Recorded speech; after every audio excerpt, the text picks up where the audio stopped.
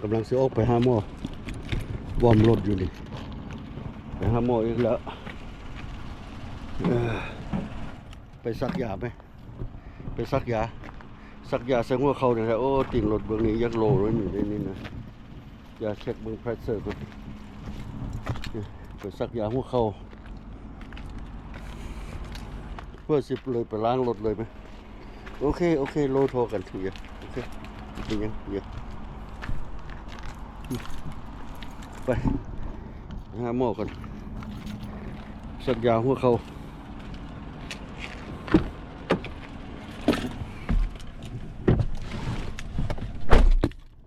ฝนตกไหม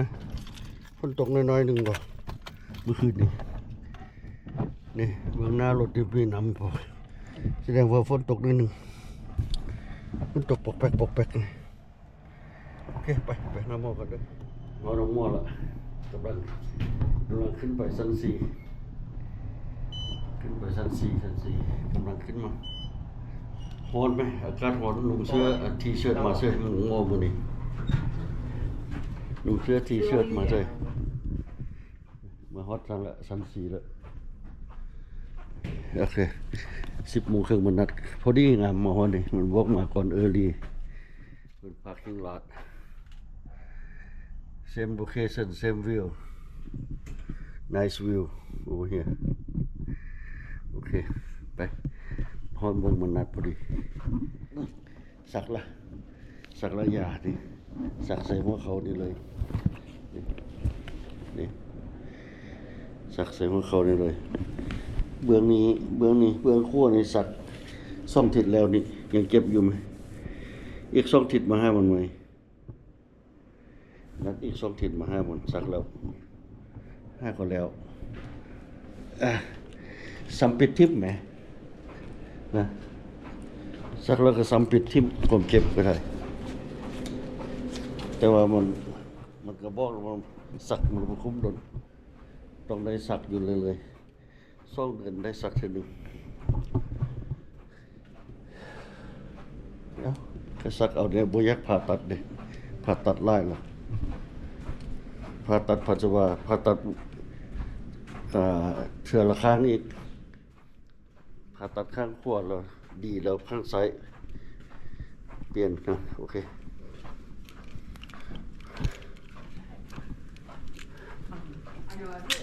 ผ่าตัดเทื่อละข้างปีละเทื่อนะว่าซะเดียวที่การผ่าตัดหลายเทื่อแล้วบ่อยากผ่าตัดอีกแล้ว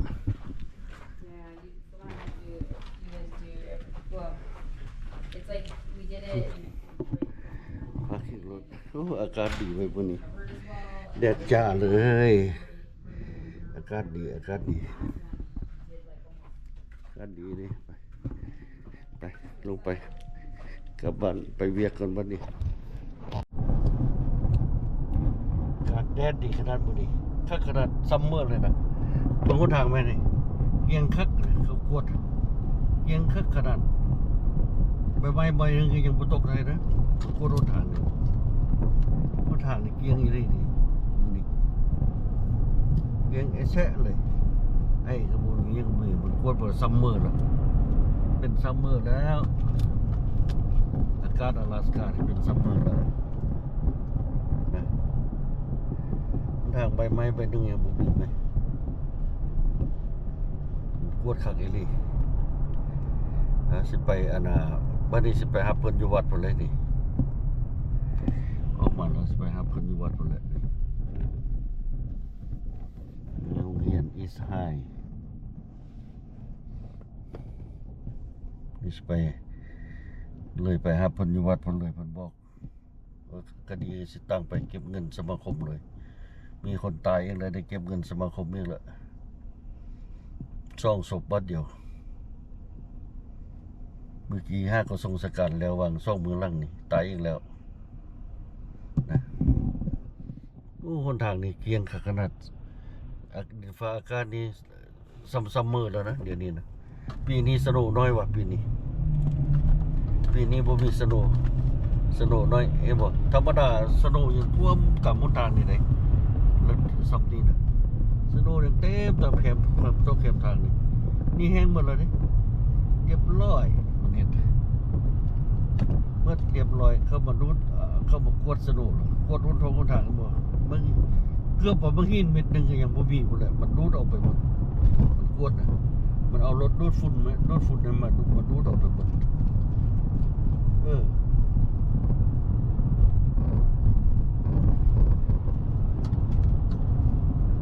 อเค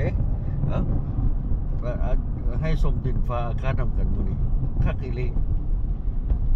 แดดส่องแสงจ้าดินฟ้าอากาศเป็นใจมามื้อนี้ซ้ำฤดูกาลถึงเป็นแล้วอย่างน้อยอีกบ่โดนอีกเดือนถึง2 เดือนพอฤดูกาลถึงเป็นแล้วนะโอเคโอ้ว่าสิเอา proxy ไปให้อันออฟฟิศเขาเซ็นให้ยังบ่ได้ไปเถอะว่าไปมื้อนี้บ่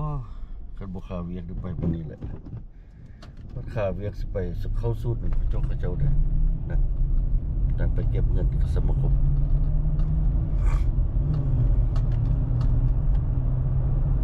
โอเค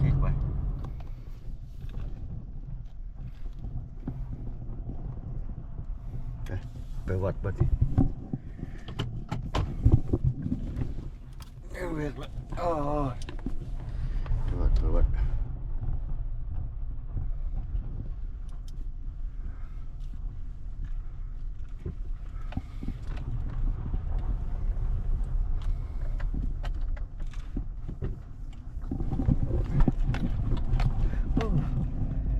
Nice weather today. Very nice, very nice. เบิ่งคนทางนี่เกียงเอาเซาะเลยกาดคนทางนี่เกียงแท้เกียงว่ะมากวดแล้วว่ะกวดคนทางเลยฟังเพลงกับเรา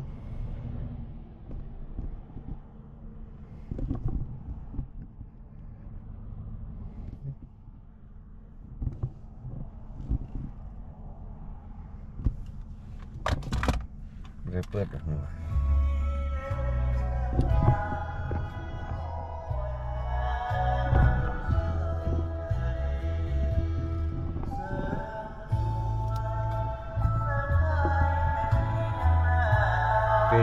เพลงเฮ็ดเองห้องเองฟังเองเลยสบายเข้าไปฟังกันได้เลยอยู่ใน YouTube AK Channel นะ YouTube AK Channel ไปฟังให้กำลังใจเป็นกำลังใจให้กันได้เลยไปเข้าไปแล้วก็ครบใจนะถ้าอย่างบ่ทันได้เข้าไปก็ลองเข้าไปฟังบน AK Channel มีครบคิดครบให้เนี่ยก็ตีเตียนคอมเมนต์กันมาได้เนาะ